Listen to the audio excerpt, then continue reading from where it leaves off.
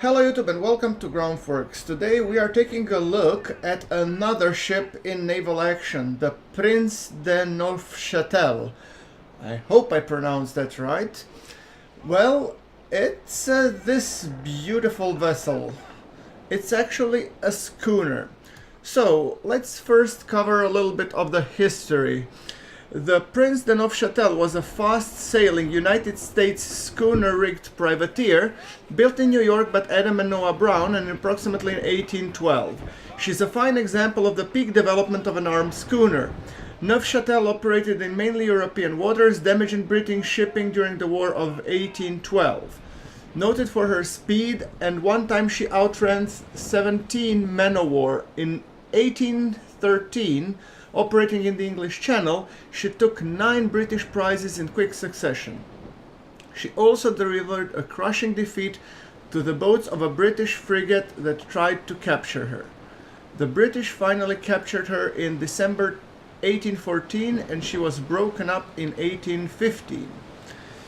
Her design is believed to be due to the Christian Berg. She had a hermaphrodite rig, i.e. she combined the rigs of a schooner and a brigantine. She carried 4 sails on the foremast, 1 square sail on the main, and the large fore and aft sail with a gaff above the fore, with large staysails over and 3 jibs. Her spanker boom projected her far beyond the stern. After her capture, her design caught the Navy Board's interest, and on 10th April 1815 it ordered the Woolwich Dock to build a copy. However, with the end of the War of 1812 and the Napoleonic War, the copy was never built. Let's talk a little bit about the career. This I'm taking from the Wiki. On the 11th October 1814, under the Captain John Ordronaux, she engaged in one of the most violent privateer clashes of the war. Becalmed on the south side of Nantucket, she became vulnerable. Captain Henry Hope of the HMS Endymion thereupon sent 111 men in 5 boats to cut out the privateersmen defended by the 40 Americans. After 20 minutes of savage fighting, the British surrendered. British casualties amounted to 28 killed, 37 wounded and 28 taken prisoners. The American reported 7 killed and 24 wounded. Ordronaux put the most of the wounded and prisoners off Nantucket, made the best of his way to Boston. On the 28th December 1814, in the Atlantic, 3 British frigates, Acasta, Leander and Newcastle, sighted her and began to pursue. Under the strain of the large sail area, her masts sprung. Many Baltimore clippers experienced problems due to their extremely large rigs. Not being able to outrun the British frigates, the Prince de Neufchatel surrendered. Jean Ordronaux was apparently not her captain at the time. Her commander was Nicholas Mellin. At the time of her capture, the Prince de Neufchatel was armed with 18 guns and had a crew of 129 men. She was 8 days out of Boston. Some notes about her fate. The British took the Prince de Neufchatel back to England, however she was damaged beyond repair on the back of the sill of Dockgate and she was being undocked. As a result, she was never commissioned into the Royal Navy. She was broken up in 1815. A little bit about her characteristics from the Naval Action Wiki. The Prince de Neufchatel is fast and well-armed 20-gun schooner, unique for carrying both bow and stern chasers considering her speed. She is the only ship in the game to split her gun deck's armament. Her 4 aftermost gun ports can only support carronades. The vessel has an excellent turn rate, giving her the possibility to be a lethal weapon against the ships of the line who cannot outrun her, making them vulnerable to stern rakes. The Prince de Neufchatel is unique for a ship in its class of its era. It is considerable speed and at low wind angles due to its rigging. It's at its best point of sail, it's 90 degrees from the wind. It has an excellent turn rate. Though the use of the manual sails, the ship has an extraordinary acceleration and deceleration. It is able to sail, stop and even sail backwards at all wind angles if manual sailing is used properly in the matter of seconds. This characteristic is especially useful for boarding, where the prince can actually act as a rock in front of another vessel. The Prince de Neufchatel has a very weak bowsprit. Ramming into an enemy vessel can cause a potential rigging shock. Thus, a boarding an experienced enemy can perform a seamlessly harmless turn, but break off the Prince's bowsprit, crippling it considerably. So, let's talk a little bit how does she compare to the other ships. Let me just bring up my Excel sheet. Yeah, and I use those. Yes, in the game she also has a very good turn rate. I mean, it's the best of the 6 rates, at least from what I could observe. Its speed is, I would say, mediocre to good. And its armor is actually second best to that of the Navy brig. But forgive me, I don't think I have the rattlesnake here. I don't know if it's comparable. However, when it's almost as heavily armored as Navy brig, a little bit less though. It has 20 guns rating, and its broadside weight is on par with the other ships, but when packing carronades she can pack a pretty decent punch. The Mercury being only ship to outgun her. As we mentioned, she has both bow and stern chasers, which is great, and she can on her top gun deck, which is the 4, she can pack 24 pounder carronades, and on her weather deck, which bears 16, she can bear 18 gun carronades. It has great turn rate, it has good speed at all points of sail. Best point of sail, as we said, is 90 degrees, and second best broadside weight when packing carronades. Weaknesses is very weak bowsprit, as we said, and if it's broken, it's almost incapacitated. So I had to immediately repair this moment I crashed with this cutter. One thing that I've observed is it is actually a ship where you really need skill. Given the fact that I haven't sailed fore and aft riggers for a long while, and sailing square riggers only, she was a little bit of pain actually to get used to, because mainly her combination of the square rigging and fore and aft rigging, I couldn't decide how to sail her. Should I sail her as a fore and aft rigger or as a square rigger? Eventually, as you can see, I came to some good conclusion how she should be sailed, but yes, it took a while. One also of the things that I could mention is, unlike, for example, Snow, she sort of feels like Lynx on steroids, or Privateer on steroids. The reason being is that she has a rather low water profile. I wasn't able to dig up and the actual data, how does she compare with the others, but it actually a little bit reminded me of the Niagara. So that would be the one that I would kind of compare it to, almost.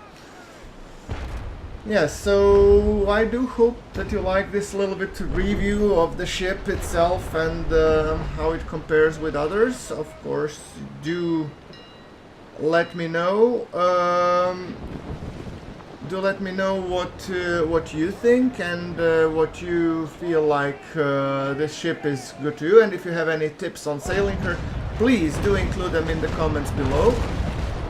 I'm definitely interested to hearing them, and this is since this is a unique ship, a unique schooner, I think I'm gonna be keeping it in my fleet, if nothing else for learning reasons and hoping to learn how the hell should I sail her. Right. Yeah, so as you can see, this cutter was not, of course, nearly a match for the Prince de Neufchatel, this schooner. However, I mean, it was interesting fight, especially from the fact that it was the first time I'm sailing a schooner. So yeah, that was something that's definitely worth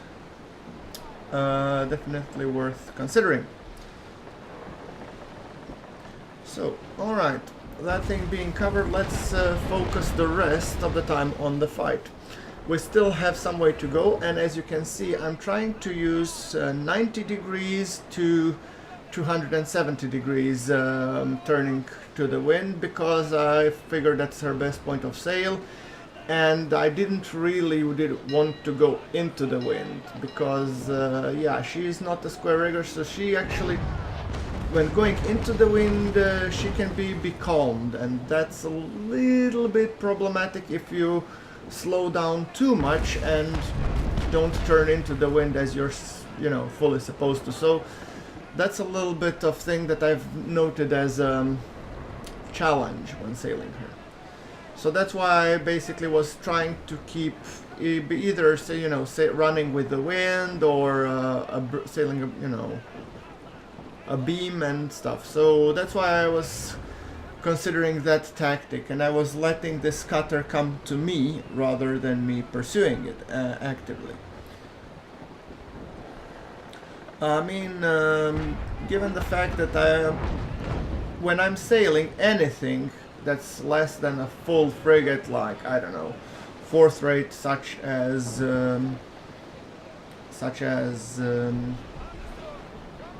USS Constitution, I'm typically packing carronades, because mostly I'm doing the PvE, and really there is no point of having anything else. Now when I'm sailing something more, you know, lumpy and unmaneuverable, like Bellona, don't get me wrong, Bellona is an amazing ship, but she's not really the most maneuverable ship of the bunch. Then I typically pack long guns and prefer more distant engagements when I'm tackling smaller targets, or actually coming closer and you know, fighting head to head when fighting bigger targets. But then I prefer to do the stern rakes, as you could have seen in my older videos. By the way, if you haven't seen my older videos, I do encourage you to check them out, especially the ship rates comparisons that I did a while back.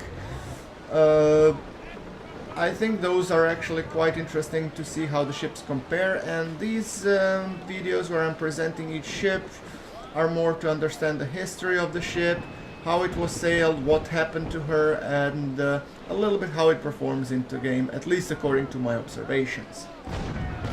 Oh, look at that. Broadside to broadside.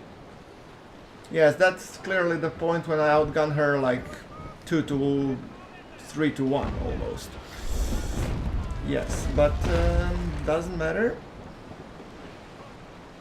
We are drawing the fight almost to a close. Leonardo Cross is supposed to receive 1 to 2 more broadsides before she finally goes to the Davy Jones's locker. And yeah.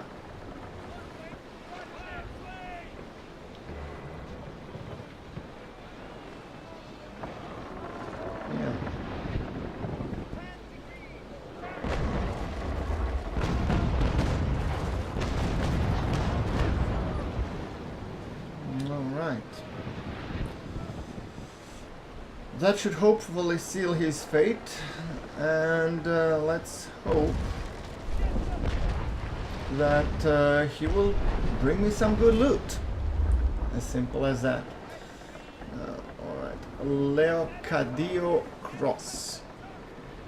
Yeah, she has only a little tiny smidge of structure. She should be taking on water massively already, but just to make sure, let's finish her off in a good way. There we go. 4 to the hull, and down she should go. Alright, that means that I should be probably considering about decelerating and then turning into the wind to go and pick up that wonderful loot. So like I said, guys, you know, like if you like the episode, do subscribe on Facebook especially. I suggest that you like my page on Facebook, because there I will be posting schedules and try to go with a little bit more direct communications. But as always, thank you very much for watching, and do check out and send me your suggestions on the ships that I should be covering. But I might not be able to always fulfill them due to the, grind needed to get them. Once again, thank you very much for watching. This is GrunfWorks signing off.